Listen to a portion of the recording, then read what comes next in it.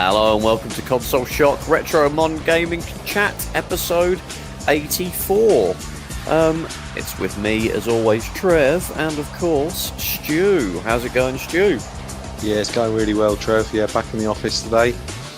First time in months. Was it really the first time? I thought you'd been in. Actually, I went there once before, about a month or two ago. For one reason or another. Did it feel it was good to get into London and see the place. Have a walk around and. I have been in since things literally like the weekend. We had that first level of unlocking. Kind of a bit of a little might go over people's heads a little bit, but you know this, Stu. But I collect a lot of sort of sports jerseys and football shirts and stuff. I'm a bit of a fan of the Brooklyn Nets and the NBA, and I wanted to get their latest sort of jersey. And the one place I can do that is in Nighttown. In London, in Regent Street, and it's actually weird. It's the first time I've been like in central, London for a long time. It's funny because those little trips now seem like a huge novelty and a big reason to go out, whereas before, to be honest, if you've been travelling in and out of central London all week, as we did, working in there, you don't really want to do it again, do you? At the weekend. No. Now, obviously you're going back into the office, but for me, working from home basically, all day, every day now, it's kind of a day out now. It's, doing something like that at a weekend or on an evening. So I kind of like that actually. It's nice to sort of really enjoy doing that. So yeah, I've been out. I've been out to do that. That was actually all right. But the weather's been utter toilet, isn't it? Really, absolutely awful. But I just wanted to sort of update people. I've stopped playing Borderlands 3 because it's thank God. Me really bad motion sickness, and I was like, I've had enough of it. What's the point in playing it for an hour and then sitting there with a headache for 3 hours? It just didn't make any sense. So after 14 hours of playing it, I've now stopped. And have you tried playing any older, like sort of, like the original Halo and like an original Xbox? Because obviously the field of view would be quite narrow in those older games. I played Halo on the 360. I've completed all the Halo games, Call of Duty games. I'm playing Outriders as well before, and I'm back to playing that again, doing the expeditions, sort of the end game bits. So I don't usually have problems. Historically it's been one or two games, and I think like Perfect Dark Zero, I remember not being able to play that and getting sort of headaches similar to this, and so I don't know if it's just something wrong with the programming, or they're on a similar engine. I can't really. It's got to be the field of view, I think, isn't it? I think it's the field of view. Yeah. I did change it. You had the option to change it to a much wider field of view, and I put it on performance mode, so it was more about frame rate rather than hitting 4K or whatever. So I thought I had all the options sort of right, but I don't know. Yeah, I think the trouble with some games, some FPS games, if the way they've developed them is causing performance issues, they might try a little trick of narrowing the field of view so the game isn't rendering so much on screen, which might chuck in a few extra frames per second. Yeah. With the caveat of it being a bit more, you'll feel a bit more claustrophobic. So you might be getting hit with that, I think, a little bit. Maybe that's what they've been doing on Borderlands 3. But it'd be interesting if you went back and played GoldenEye, for a shits and giggles one evening, if you'd get hit with the same trying thing. And I don't know. It's just odd how it's it's reacted like that for me. But everything else is absolutely fine. And I think Joe on a Game Sack. I think I've watched a few videos recently of his, and it's just him on his own now, isn't it? Of course, but he always mentions about motion sickness on FPS games. So yeah, you kind of got the same thing with him. I don't recall ever getting motion sick on any kind of an FPS game. I get motion sick in cars if I'm not in the passenger seat. It's weird, although I get travel sick in a car. I always did as a child. Yeah, and I think it's one of those things when I'm in the car now. I'm usually the one driving, but I can imagine if I was in a hot car, sitting behind the driver and the driver wasn't particularly good, I would still get travel sick like years later.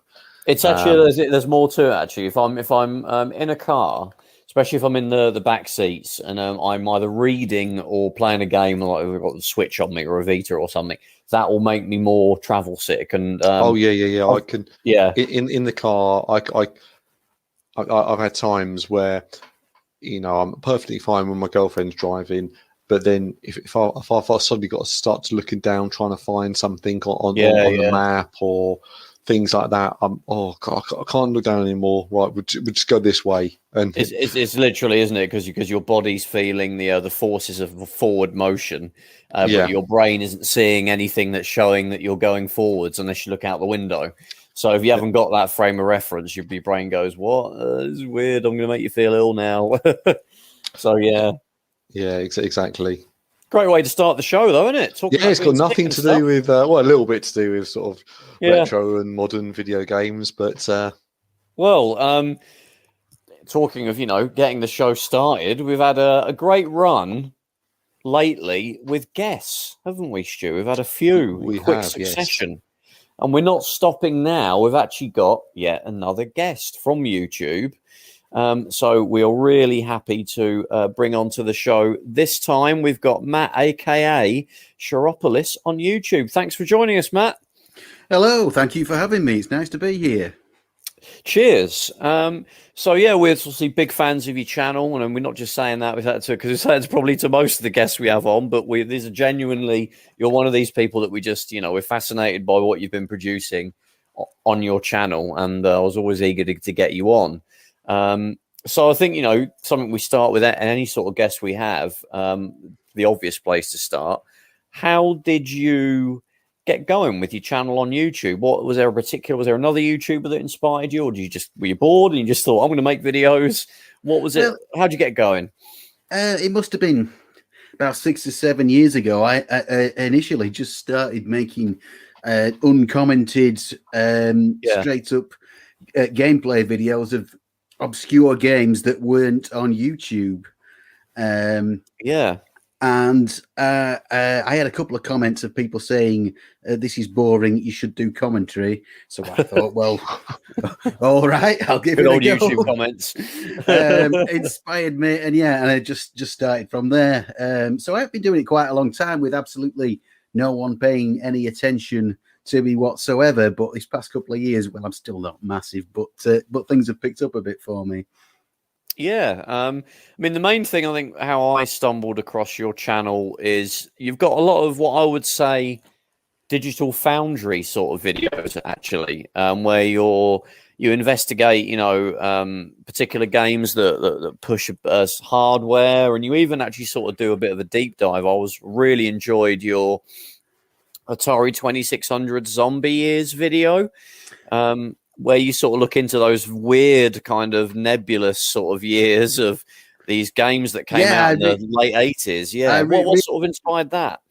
I guess it was your Digital Foundry, and there was not that many people on YouTube doing that specifically. There were a lot of people doing sort of electronics and hardware stuff, and I know I'm not the only person, but I just thought, well, there's not many people sort of going into this in detail. I wonder if anybody's interested besides me.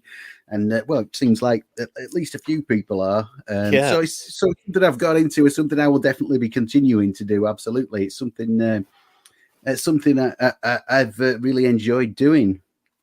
Would you say they're sort of the videos that you get the most sort of feedback on and the most positive sort of comments with those sort of deep dives? Absolutely, yeah. I mean, that's what spurred me on to do it more. That they have had by far and away the most feedback I've got from anything, the most views. And I think it's just specifically the idea of pushing the limits and looking for the most extreme, the best, or at least the best performing games on a particular system really seems to interest people. And it certainly interests me too. Yeah, I mean, they get forgotten about, don't they? These kind of last few years of a console, or maybe the successor to that console is already out. So they're kind of pumping out, maybe ports of that console's games to sort of, get a few extra sales of people that haven't switched. I mean, it happens obviously now, like the last gen, we had a lot of 360 games, a lot of Xbox One and PS4 games got a 360 and a PS3 port, like, you know, Metal Gear Solid 5 and Rise of the Tomb Raider. Yeah, that was one. Yeah, absolutely. Yeah, I mean, it's obviously been going on for a long time, especially the Atari 2600 and the NES had really, really long kind of lifespans way after they'd been superseded. So they are two particularly interesting consoles for kind of really crazy limit pushing stuff. But yeah, it happened with a lot of systems, doesn't it? And it's, as you say, these games are often kind of overlooked or forgotten, and they're oftentimes the most impressive. Certainly the most technically impressive. For me, it's what I always sort of find interesting, and I sort of mentioned it actually sort of in the intro, was, you know, the 360 is maybe sort of a good example. You get things like Perfect Dark Zero, which is quite a limited, basic, you know, first-person shooter, which, you know, gave me motion sickness. And then, you know, 7 years later, you got Grand Theft Auto 5, which is a hugely immersive game with a massive, great big game world. And it's just, you wouldn't imagine that both of those games are on the same system. And then, you know, I guess my question is, what's the, maybe something like the Mega Drive sort of comes to mind. What sort of system has sort of the biggest sort of variety or, you know, change in you know, the games from the early ones to the later ones? What would you say? Well, yeah, I mean, all systems from the 80s and 90s probably got pushed further. I think mainly because they was kind of cheap and had a very long lifespan. I don't think even things like the Wii never, you know, kind of ran out of steam quicker than the NES, which was, you know, released in 1983 in Japan, and still 10 years later was, you know, fairly current. I think that was when it finally died. So maybe the Atari 2600 would be a good candidate for games being pushed the furthest, considering it was basically intended to be a kind of Pong machine. It was really, you know, envisioned to have these very, very simple games, and the last games on it, I mean, they're not massively impressive, but they were, you know, kind of current things like Ghostbusters, Double Dragon. They may not be absolutely brilliant games, but they were, I mean, incredible that anybody got them working on the 2600. Absolutely. And the NES as well, you know, some of the things that they made it do. If you look at the first generation of NES games, things like Donkey Kong, Ice Climber, and you see what was coming out in the 90s, you know, it's incredible just how far things went. 100%, yeah. I think with the Atari 2600, like, I'm still discovering like weird little like mid to late 80s, and even when you hit in the 90s, actually, because obviously in 92, I think was when it officially, you know, died, when Atari pulled the plug on it. Like, I didn't even realize there's a quite a good Atari 7800 game called Desert Falcon, which I've known about for a long time. But then, like, literally in the last year, I discovered there was a 2600 port of that game that came out side by side with it. And if you look at it, it looks pretty good. It's still like Desert Falcon, for those that don't know, is like it's got a similar perspective to like Desert Strike, that like 3/4 perspective, angled overhead perspective, where you play as literally a falcon in a shoot 'em up shmup, basically. And it looks pretty good on the 7800, but the 2600 port, again, like Matt, what you were saying about how the 2600 is basically a console that was made just to have, you know, a missile and, you know, a ball really on the screen, and that was it. I mean, it wasn't totally the first console, but it was kind of the first console to really have a major kind of impact. It was the first sort of console you could, you know, buy multiple games for, and just I mean, it was a little bit sad towards the end that they just kind of kept pushing on with the 2600 and couldn't find anything to replace it. But you know, it really it was amazing what they made it do. Absolutely. I actually think they probably should have carried on, or somehow they kept the 5200 going, because that at least had a proper sound chip in it, you know, and it sort of graphically, I mean, the 7800 wasn't a huge leap up from the 5200, and it might have, you know, lasted until sort of mid-NES sort of era if they kept pumping out games for it. But they just botched it so badly on the launch, and if it had a decent controller, perhaps it might have had a better chance. But 5200 was, it was, I mean, arguably more powerful than the 7800. Yeah. I think the big problem with the 5200 was, and I'm not 100% sure, but I think it was very expensive to make and required a lot of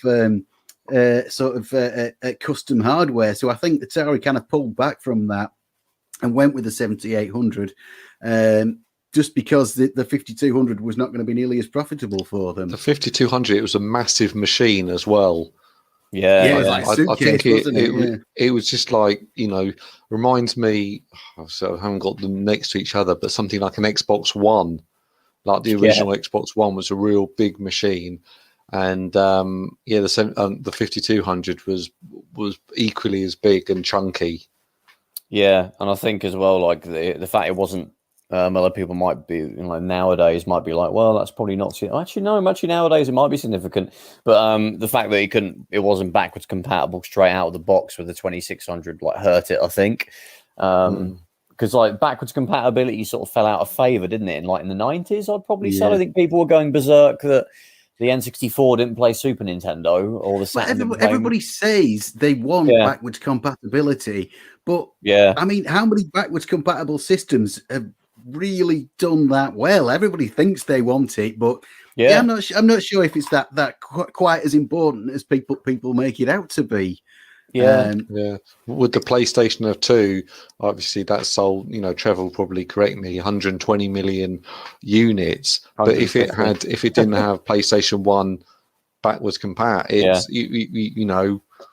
118 million units.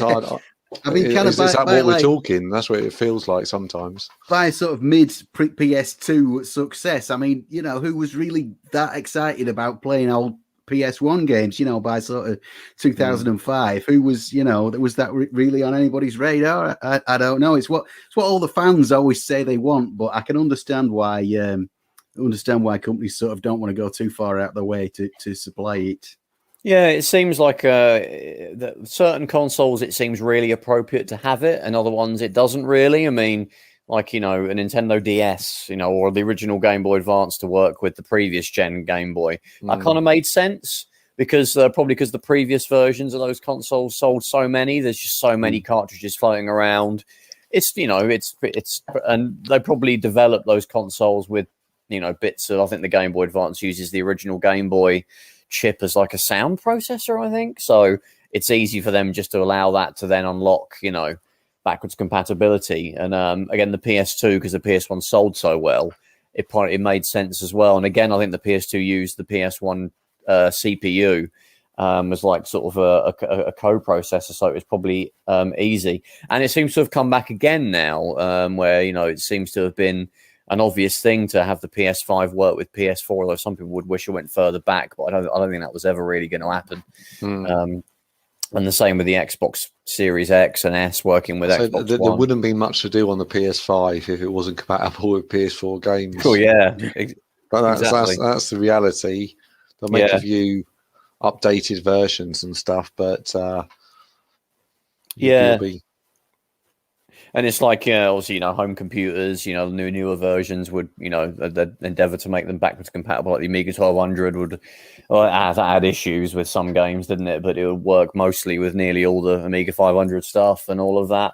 But then it's a home computer, so I think we hold those to a different standard. And it's kind of expected, isn't it, really? Yeah. Yeah. But sort of talking about that 2600 Zombie Years video, and I think you did it with the other 2600 Pushing the Limits, you sort of show footage of you actually kind of break down the actual games and show how the sprites or how the various sort of technical layers or the layers of the game, almost you can actually break them down and show the separate layers of just showing this particular segment of the logic of the game running on its own. Maybe just the how the ball sprite was used to make this segment of the graphics. the ball sprite did an awful lot on the 2600. Absolutely, Yeah, chopped up and spread across the screen. Yeah, that's something a lot of people seem to respond well to. Yeah, going into that kind of technical detail. I don't think I may be wrong. I don't think many people have gone into the that kind of detail about the 2600 on YouTube. That's something people seem to like, something I enjoyed. Made easier by the fact that there's so much documentation about the 2600 online. There's so many resources for programming, and there's an absolutely fantastic emulator in the form of Stella, which has an amazing debugger, which easily, allows me to kind of take these things apart to the level that I do. Not always so easy. Yeah. How did you do that? But yeah, I guess so. It was through the emulator that you could disable certain like layers and all that sort of stuff. Yeah, you can. It's got loads of kind of features for developers, ideally for, I think, developing your own 2600 software, which a lot of people do. But also, it's very handy for kind of taking apart old games and showing how they work. And yes, that ball sprite does so many things you wouldn't believe. Yeah, probably never when they were developing it in the mid-70s they'd had any idea that it would be marshaled into so many weird shapes. But there you go. It's probably far more games where it's not used as a ball than there is of it actually being used as a ball. Yeah.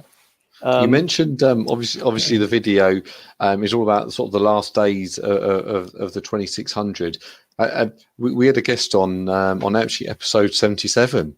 Well done. I was going to remind myself at Zero Page Homebrew, and he sort of focused a lot on all the new sort of 2600 games that are coming out. Do you, obviously coming in as a little bit of a layman regarding the 2600, do you feel that maybe all the more recent games have they pushed the 2600 even further? I would say so. Yes, absolutely, and that's something that I've got another video in the pipeline where I'm going to be taking a look at 2600 homebrew.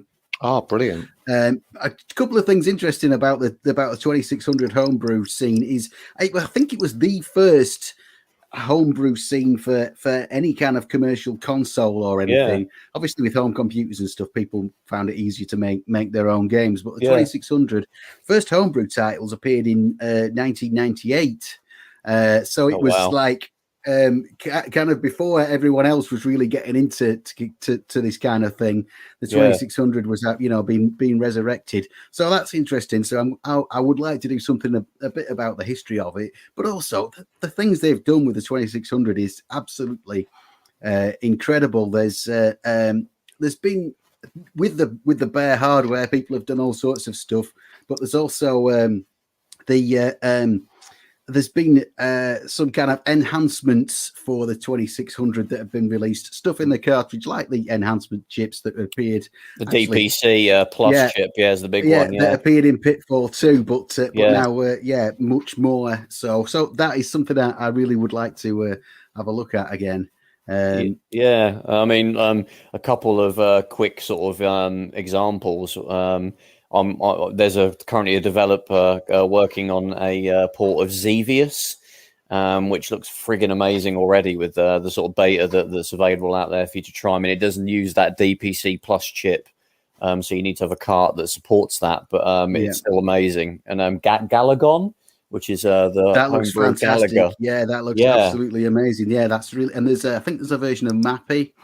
Yes, and there's one game which I absolutely love, and I did about it in a video that sank without trace, but Stay Frosty 2 is really a fantastic game, an incredibly good game. Probably the best, I think, of them all, isn't it? That with the DPC Plus chip, that's absolutely incredible. So I'm very very keen to talk about the kind of the new things in the 2600. Absolutely, yeah. I mean, I'd recommend to anyone to get like a Plus cart. Is a really cool cartridge that connects to the internet. We talked about it in the Zero Page Homebrew episode. So, anybody listening, jump back into that one. You'll hear a lot more about it. But a really great way to try out some of these homebrews. I think they're developing compatibility with that DPC Plus chip. I think it's still in sort of beta at the moment. So hopefully it'll mean we'll be able to play Xevious and Mappy and all those games that use that. I mean, you can buy the Harmony cart, I think, which already has that compatibility, but the Plus cart is great because you can upload your high scores to a high score table straight from the Atari. You haven't got to go on, hook it up to a computer or sort of put a Raspberry Pi in it or anything. It's really amazing. But But talking of those sort of support chips, we obviously know the famous ones are, the Super FX and the SVP and like the Mega Drive and Super Nintendo. But obviously, we've mentioned the DPC Plus. What are your thoughts on that? Do you think that it's cheating using that to develop new games, or do you think no, let's just roll with it? It's anything that can enhance the abilities is a good thing. What are your sort of thoughts on that?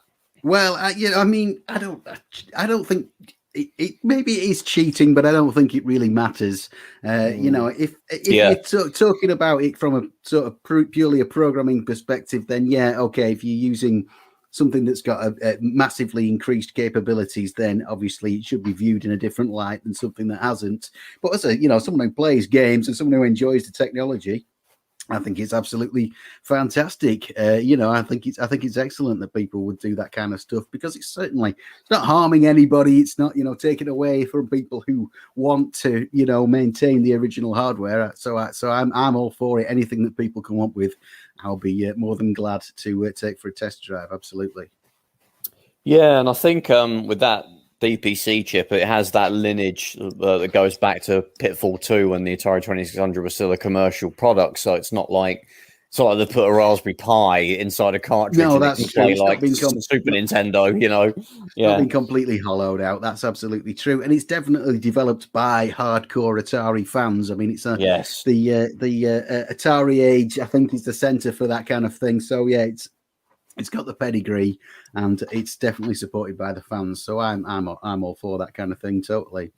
So I think in the past we've talked about the Amiga, and we've debated with people and with ourselves actually about you get the Amiga 1200 and you get a Vampire card, you get a Pi, you get HDMI out, you do all these things, and it's like, well, actually, when does it stop becoming? When does it not become an Amiga anymore? And I think that's sort of part of the sort of the sort of the discussions we've had, and I think when you put a few more chips into a cartridge, and you're still playing a 2600 game, you're still playing a Super Nintendo game, and it's you're not really sort of changing it too much. But I feel part of me feels like some with the Amiga is maybe they've gone too far. But I would certainly love a Vampire card for my Amiga if I had one. I think it's getting a bit weird when you get to the point of, and I've seen these projects, and again, not like throwing shade on them. I think they're completely valid. I'm not like anti like any of these really. But when you see people like literally just put like a Raspberry Pi inside an original Amiga case, and they're running like UAE or whatever the Raspberry Pi, like Amoeba or whatever it is. I mean, that's pretty much. I mean, that's just an emulated Amiga. That's not really an original Amiga. Obviously, again, saying that's absolutely fine. If, it's probably cheaper than hooking up new accelerators to an original Amiga. Fine, Trev. It should be stopped. It should be stopped. Think of the children. Think of the children. But for me, you're kind of that isn't really an Amiga anymore. I mean, Matt, what are your thoughts on that sort of the Amiga with these crazy ways people are accelerating it now? Well, I mean, up to a point, you expand the Amiga and you keep expanding it. You're just going to end up with a kind of crappy PC if you're not careful. I mean, you could just keep putting more and more resources into it, and you're going to end up with something, something with a shred of backwards compatibility, but it's just a kind of a modern system that's hard to use and only runs very obscure software. But I mean, I shouldn't really be talking that much. I'm not opposed to the Amiga, but I'm not a huge Amiga aficionado. I will say that probably one of the reasons why I'm not a huge Amiga aficionado is just how expensive all that stuff become to buy. How even 500 seems to cost an awful lot, and then the prices of things like these Vampire cards is astonishing. So I should maybe hold back a bit because I don't have that much experience in that field. I mean, going back to the 2600, I'll probably pin you down a little bit here, but what would you say out of all those, late release games? We're not going to go into the homebrew stuff, but out of those late release games, what do you think is the most impressive to you out of those late games? I would probably something weird like Ghostbusters 2, which is not a good game by any stretch of the imagination whatsoever. It's not really enjoyable to play, but it definitely pushed the 2600 further than anything else I can think of. There's only 2 levels. It's incredibly frustrating, but it looks like you're steering a giant chicken drumstick, but it's just amazingly clever with the parallax scrolling and the enormous sprites and everything. So that would probably push it absolutely further than anything else. But oftentimes these things they're not the best games by any stretch of the imagination. But that one to me definitely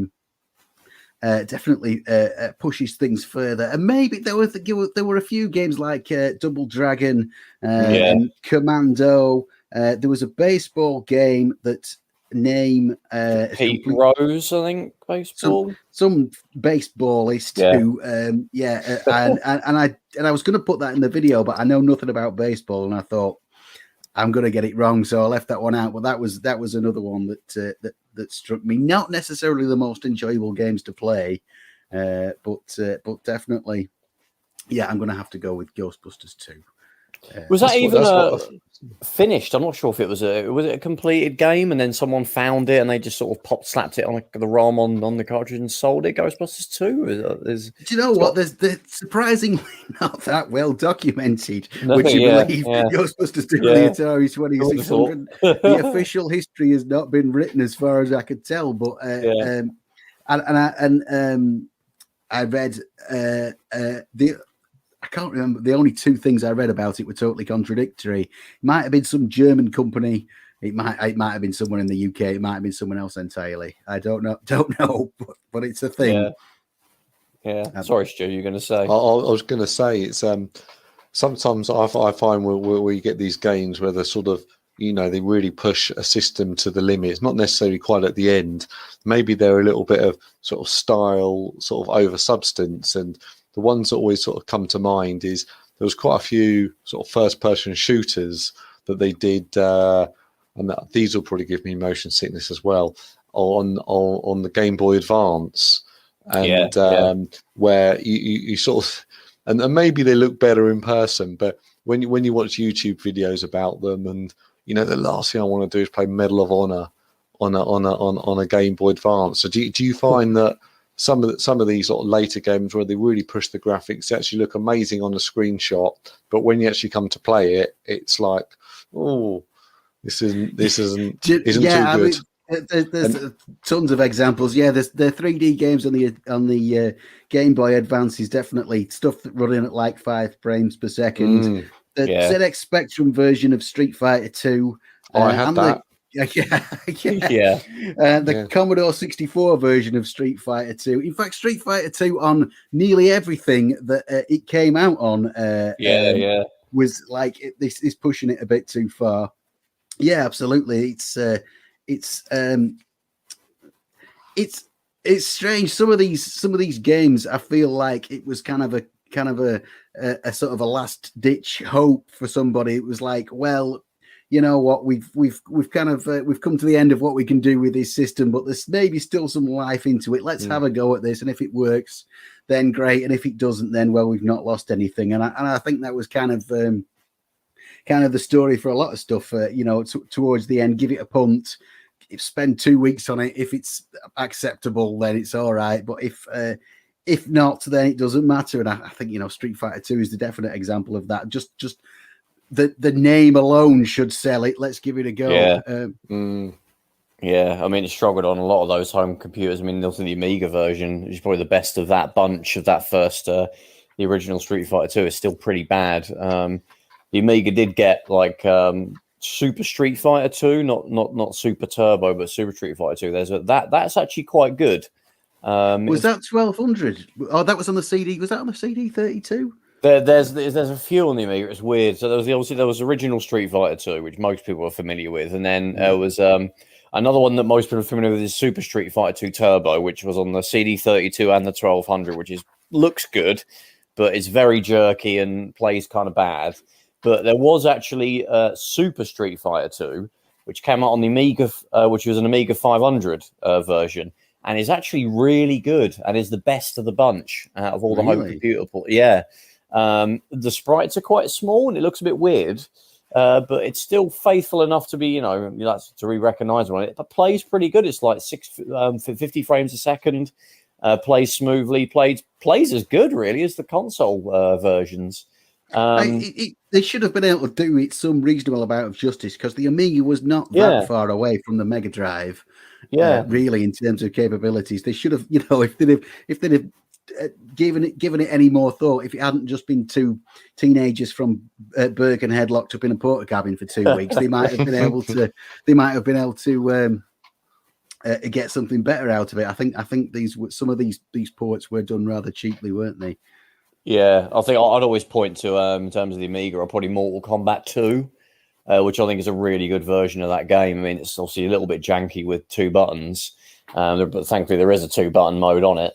I mean, obviously back in the day, swapping out the discs was a bit of a pain, but now you've got like WHD load versions which eliminate that. It's pretty good. I mean, it's in some ways it's better than the Mega Drive version. It's got a lot more voices. It's got all the announcing, the character names and all that stuff. It's got a few less. I think you've got proper shadows on the characters if you play it on 2 mega RAM. It's a pretty good version of that game. Better, a lot more closer than the first Mortal Kombat was on the Amiga, which is also fairly good. I mean, beat 'em ups are always a little bit difficult to do on the. I mean, look at like Final Fight isn't too bad on the Amiga. It's probably not as good as the Super Nintendo version, which in itself wasn't that good either. I think we're looking at like the Mega CD version if you want a really good one. But yeah, it was a funny system with how those big Japanese sort of arcade games got treated when it came to the Amiga. Was there ever a multi-button controller for the Amiga? I'm just thinking about that. I can't because that would have made a huge difference if there was like a decent pad for the Amiga. Did anybody ever do that? I can't think. You can use the CD. Certain games like Amiga 500 and 1200 games do support the CD32 pad. Of course. You can plug in a CD32 pad into an Amiga 500 or 1200, and you can use the 6 buttons. So a certain WHD load versions of games, they've patched in CD32 pad support. Normally, games that also had a CD32 version, I remember I tried Frontier Elite 2. Because there was a CD32 version of that, which means you can control the whole game with a controller, which sounds like horrendous for what is a game that normally would really needs a mouse. But it actually works fairly well. You can play it with the 6-button pad. A decent chunk of games I think support 2 buttons as well, so you can just plug in like a Master System or a Mega Drive pad, and you'll get those 2 buttons, like Street Fighter 2 and Mortal Kombat do, I think. So that makes those games a little bit easier to play. But again, and I think some platform games do put the jump button as the second button as well. And also up to jump. I hated that. Yeah, exactly. But I think again, there's a whole bunch of WHD load versions of those games where they've patched in, press the second fire button to jump, which makes a lot of those games a hell of a lot easier to play. Although I don't think it's too bad with like the European developed platform games, probably like Zool, I think, and Super Frog. They're kind of built, with that up to jump mechanic. Maybe like Turrican, probably to a degree. I think it's probably okay, isn't it, to play with up to jump? It works. I think it works until you can. Yeah, definitely. Yeah, but when you've got something like there's an Amiga port of Castlevania, and that's horrible because obviously your second weapon is up and fire, which is fine on the NES. When you've got its own jump button, but on the Amiga it's horrendous because you keep jumping up and down while you're trying to fling your your secondary weapon. It doesn't work. It's a bit of a mixed bag. But one system that a lot of UK YouTubers don't really talk about, and we've talked about it on our channel, just because I'm quite a sort of a big sort of fan of vintage Apple stuff. I have an Apple II. I've got an Apple II Euro Plus. They're a bit useless these days, but there are games that you can play on. Well, there's quite a big library of games on the Apple II, but the Euro Plus is a bit crippled by not being able to display in color without an extra card. But I've also got an Apple II GS, which is I always call it the Apple Amiga. But yeah, that can play the Apple II stuff. But obviously, weren't really popular systems in this country because they were so expensive. Compared to a Commodore 64 or a ZX Spectrum, which could do a lot of what an Apple II could do, or basically all of what an Apple II could do. There wasn't really any contest. You don't want to pay, you could pay a couple £100 for one of them versus, £2,000 is what an Apple II could run you in the UK. But you did cover it actually quite extensively in one of your videos over the last few months. Absolutely did do the Apple II, yeah, in part because as you say, not many people, certainly not many sort of British YouTubers do. So kind of drawn to the more obscure stuff. It didn't do as well as some of my other videos, I have to say. It looks like it might just be me and you who were interested in the Apple II. But absolutely, and it's such a kind of an iconic system. Again, not the absolute first home computer you could say, but the first one to be really big one, the first one to have a really kind of massive global impact, even if it wasn't that huge here in the UK. So I mean that's something I'm absolutely fascinated by. And there were some great games on the Apple II. It was for a while. It was like and I'm talking about sort of the very late 70s, early 80s. For a while, it was, there was probably nothing else to match it if you wanted to play games at home. A lot of those early games, obviously, the RPG games kind of got their home there, but a lot of sort of action games, that was the only place you could really play them. Even before the 2600 kind of really got going, the Apple II was there. So that's something that definitely fascinates me. It's quite funny when you hear interviews with American YouTubers or sort of video game sort of personalities. Is everyone's asked, what was the first system you had? Everyone goes, oh yeah, I had an Apple II with a disk drive. Oh, it was brilliant. And you just think, oh man, they must have had a lot of money sort of back in America in those times, or they were sort of a lot cheaper. And of course, over here, everyone starts with the Spectrum, the Commodore 64, the Amstrad, things like that. I think most American, like you said, YouTubers who reminisce about it, I think a lot of them probably experienced it in school. I think probably not many would have had one because obviously they were still very expensive. I think a lot of them would have. That's why the Oregon Trail is they go nuts over, because that was what they played in school. That was the equivalent of like we had like Granny's Garden and Granny's Garden here. Granny's Garden, yeah. That's a system I kind of want to do, but I'm not sure how many people are going to be that excited about it. The BBC B or what BBC range of computers from Acorn. I'd love to do something about that, because there were some really interesting games on there. I'm not sure how interested people would be in it. I'm guessing somebody would be, but there was some fantastic, outside of the educational stuff. There were some fantastic games on the BBC and stuff like Elite, of course, the absolute legendary game. That was the BBC was the lead platform, wasn't it? It was where it was what it was developed on. It's funny actually, because talking about the Apple II. The first game I played in it after I got my Apple II, I think that was the Apple II version of Elite, and it's actually pretty good. I mean, it probably helped that the Apple II has the same CPU as the BBC, the 6502. I'm not sure if I think they're clocked the same speed, but I think like the BBC, I think it's probably got a few more support chips over the Apple II, because obviously there's about 5 years, I think, isn't there, difference between them, which is amazing when you think. So the BBC was 1981, actually. Yes. So it's a little bit, So, but yeah, you're dead right. It's got stuff that the Apple II just didn't have. Yeah. Yeah, and obviously the Apple II gets like its color really from sort of hacks, NTSC color hacks, whereas the BBC has got dedicated sort of graphics really, hasn't it? No one in the world really understands how the Apple II graphics works. That's my conclusion. I've tried to make sense of it. No one knows. It's just a total mystery. Yeah, it looks like I'm actually looking up the BBC Micro on Wikipedia right now. So so it's got the 6502, but it's clocked at 2 megahertz, whereas the one in the the Apple II. Again, it's a 6502. Is 1.023 megahertz, so it's significantly faster. Yeah, twice as fast. Twice as fast, yeah. So, although I didn't have both of them side by side to compare Elite, but it probably means it would be a bit smoother on the BBC Micro.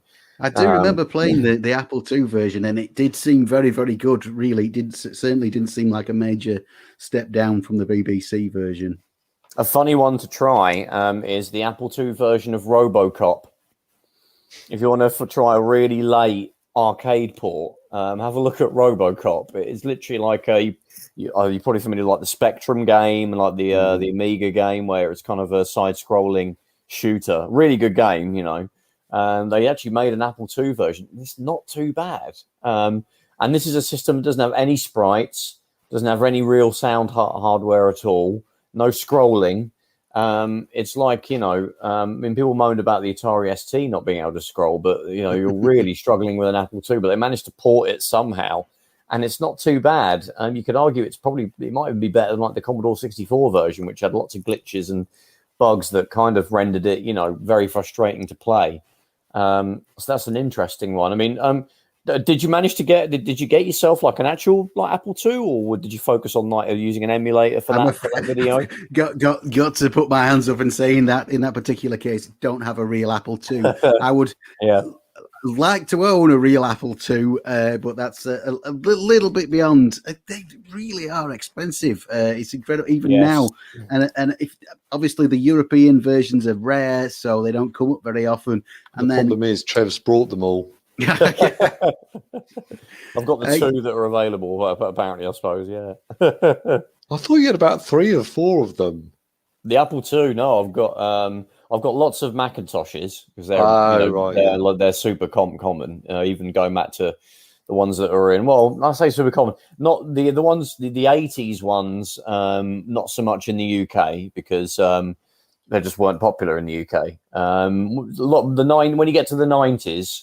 They're a lot more common to get. I've got a few 90s Macs, and when you get to the 2000s, the PowerBooks and Power Macs and iMac, there's an absolute ton of them on eBay.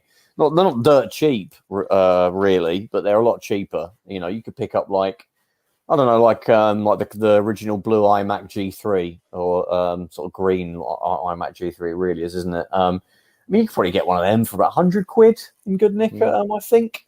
And so, yeah, I mean, they're okay. But yeah, an Apple II, I mean, actually, I think my Apple II Euro Plus, I got it for about 100 quid, actually, about 8-9 years ago. So I did fairly okay. So, it still works. It's good nick. Got the disk drives as well.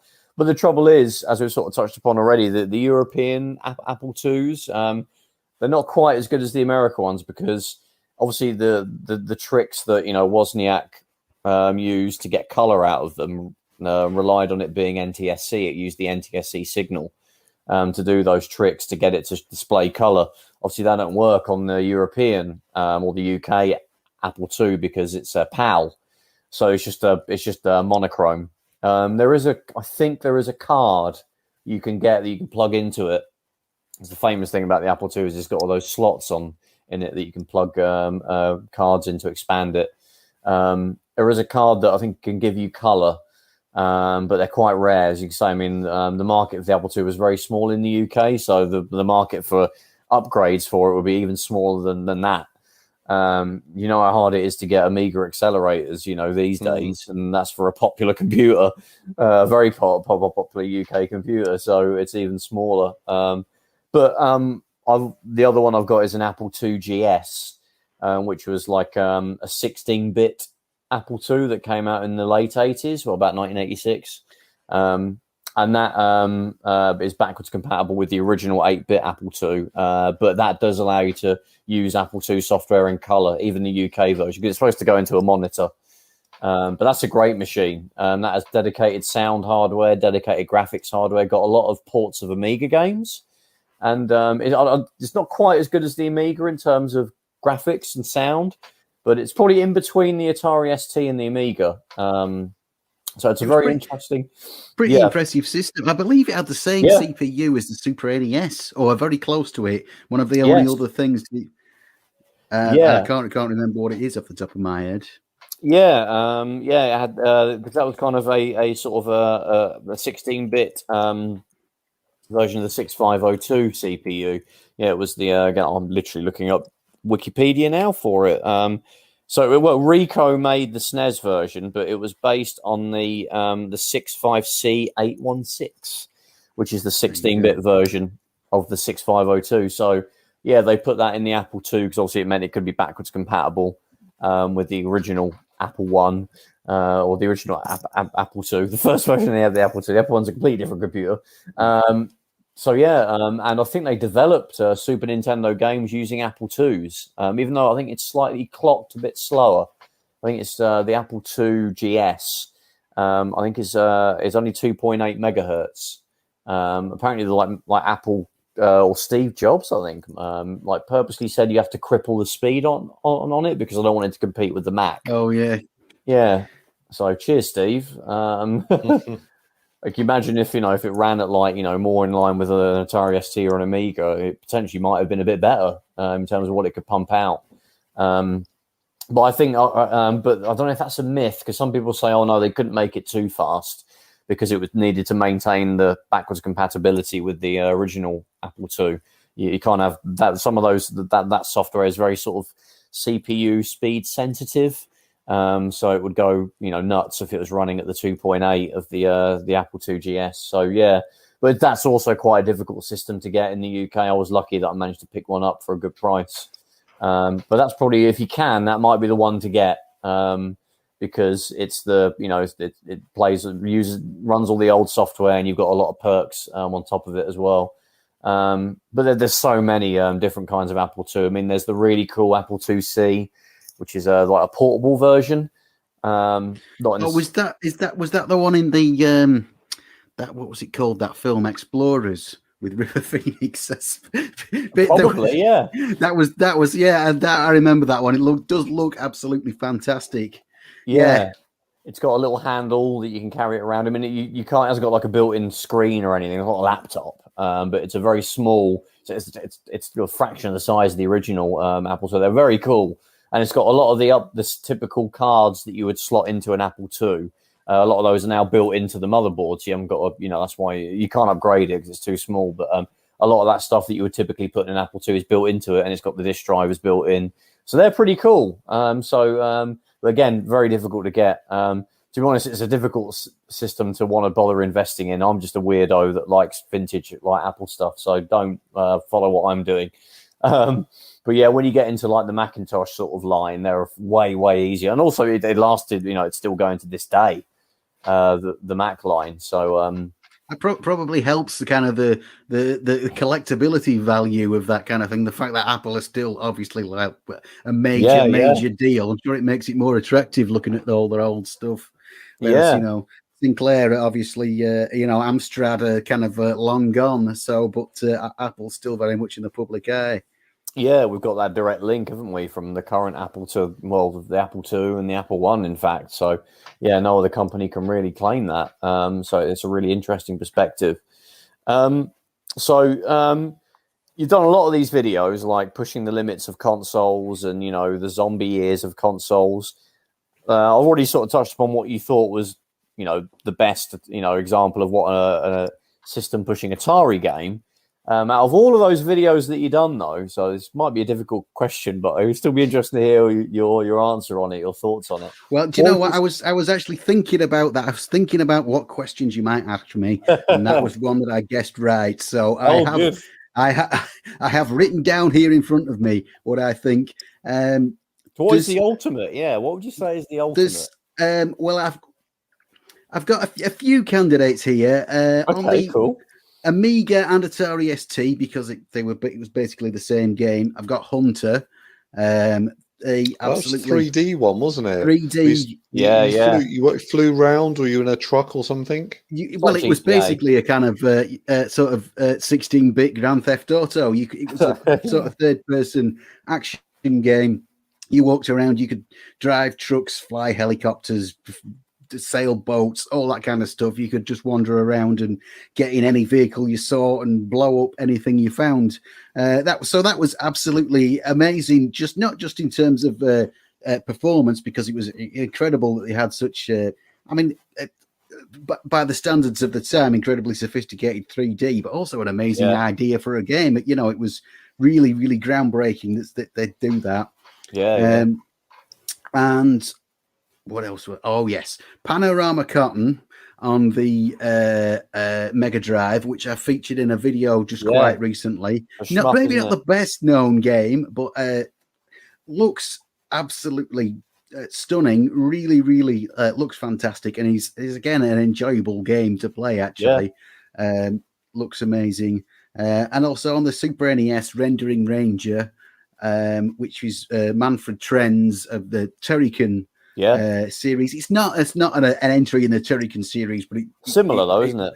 It might as well be. It's a kind of spiritual successor. As part of it, that really is. I think I said in the video, it's some of the best stuff of that generation. The music, the graphics, the performance he gets out of the system is just incredible, and it's also backed up with incredible sort of artistic flair and vision. So that's a definite one that I would pick. And on the Game Boy, Prehistoric Man, maybe not the best remembered Game Boy game, but that was by a guy whose name I can't remember, but it had all this incredible parallax scrolling and amazing kind of effects.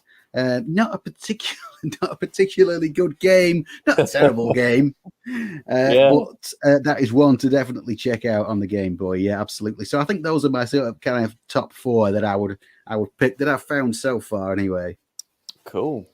I mean, it's great as well. Though I think those that you've picked don't use any extra support chips, or I know we didn't want to say that that's cheating, because it isn't necessarily, but you're really talking about the absolute base unit that's being used here to the limits.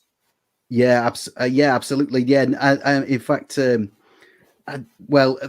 most of those systems, the kind of support chips were, the Super NES was, but even on the Super NES, they weren't used all that much. When you look at it, I think there was something like 66 games on the Super NES. Used it out of a catalogue of several hundred.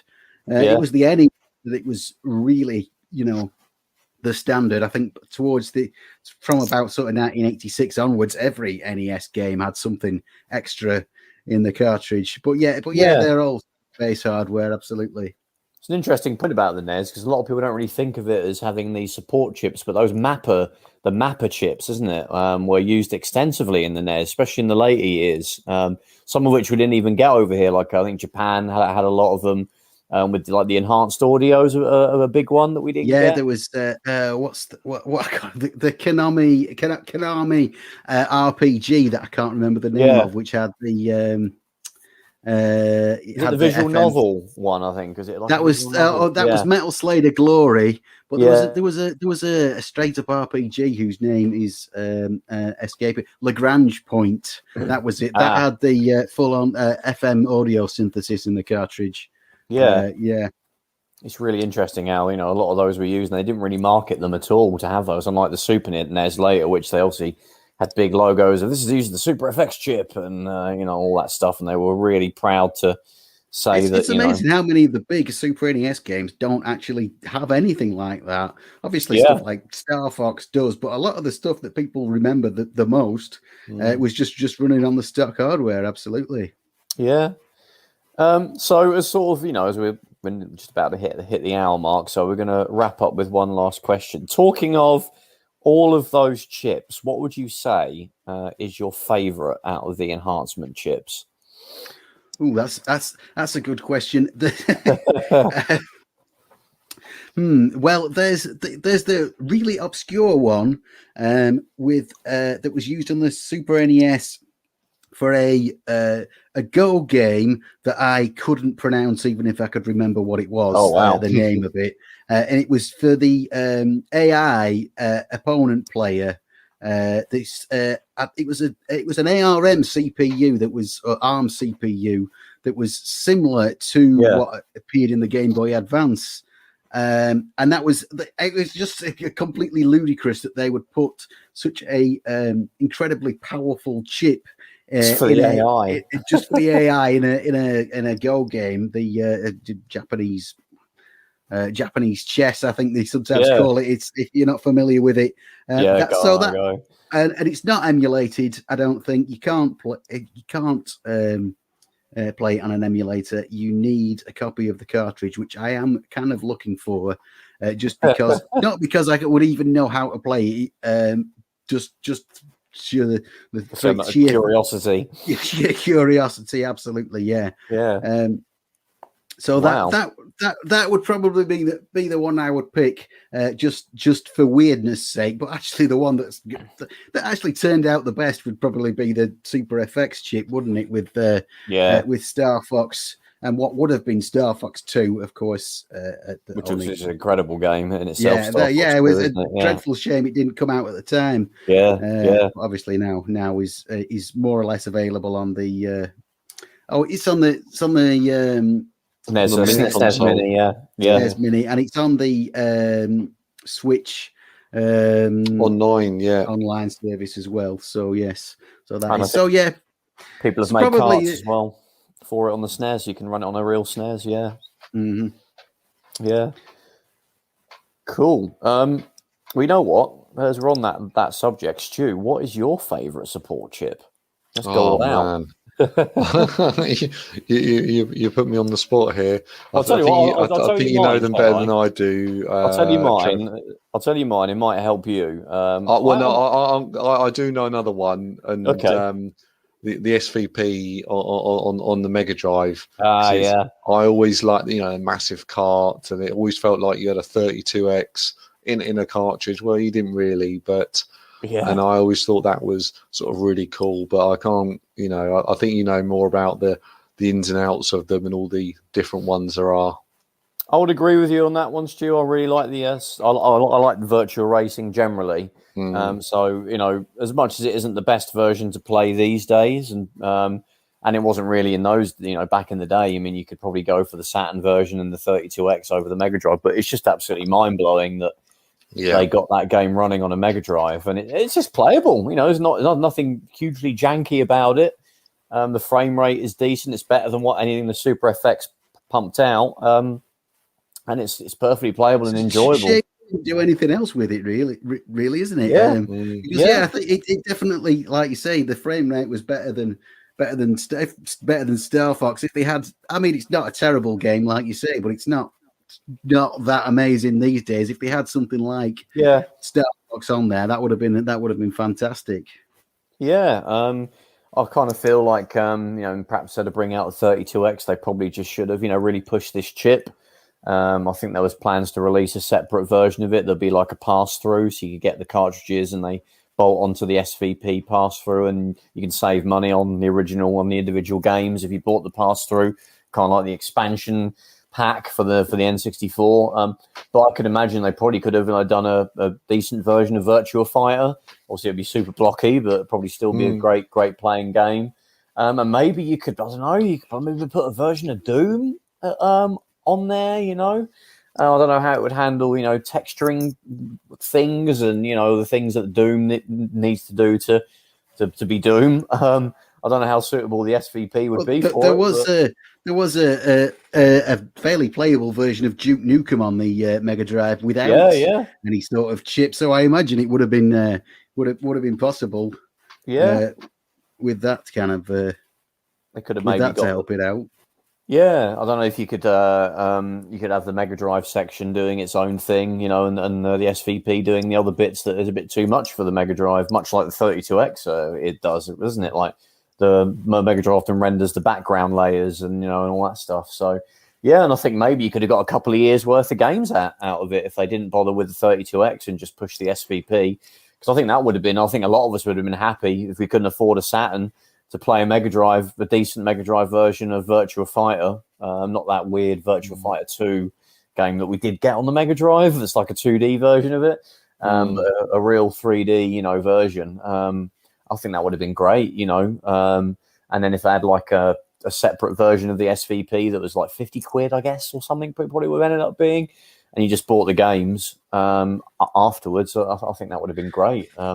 They kind of muddied the waters a bit, though, didn't they, Sega, with all the different add-ons that came out, the Mega CD, the 32X. I'm not sure another one would have made things any clearer for anybody. Yeah, I think it would need to be on its own, wouldn't it? Just the SVP, no 32X on top of it. That would have been, well, that's what happened, I guess, isn't it? But maybe if they just went with that. Mega CD is cool. I think, it kind of ended up doing okay. Everyone sort of says it was terrible, but got a couple hundred games, and was a moderate success, I would say. But I think the 32X coming out kind of has tainted the Mega CD as well a little bit, which is a shame because I think it's a really cool add-on. But yeah, oh well, that's the tragedy of Sega. That's for another video. I just think we've done the tragedy of Sega. Yeah, been there, done that. So Matt, on that note, where can we find you on the interwebs? On YouTube, cool. Sharopolis, and that's about it. Cool. Nothing wrong with that. So yeah, you've also got your channel on there. How often do you upload to there these days? It's it varies. I've got 2 videos coming out this week. Oh wow. Which I've both have been sat on for a while, but I've been doing stuff with sponsorship. So I've got 2 coming out. I try and do maybe 1 every 2 weeks, but it doesn't always work out that way. Oh, we know what that's like. Yeah. Vaguely do 1 every 2 weeks, but it just depends. Life gets in the way. We're not professionals. That's it. Well, yeah. I know the feeling. Absolutely. Yeah. Stu, where can you find us? Well, we're on YouTube. Search Console Shock. You can find us on Twitter. Again, search Console Shock. Any sort of podcast client, you can find us. Again, search Console Shock Podcast. And we're also on Facebook. Again, search Console Shock. And we do have the website, consoleshock.net, which is really just an RTS stream. So there's not much on there, but that is our website. Cool. Well, thank you very much, Matt, for joining us. It was greatly appreciated. Thank you very much for having me. It's been an absolute pleasure. It's been great chatting about your videos. And yeah, check Matt out on the Sharopolis channel on YouTube. As I say, he's got some more content coming out very shortly, so look forward to seeing that. Yeah. So that was episode 84 of Console Shock. Thanks for joining us, everybody, and we will catch you in the next one. Take care. See you guys.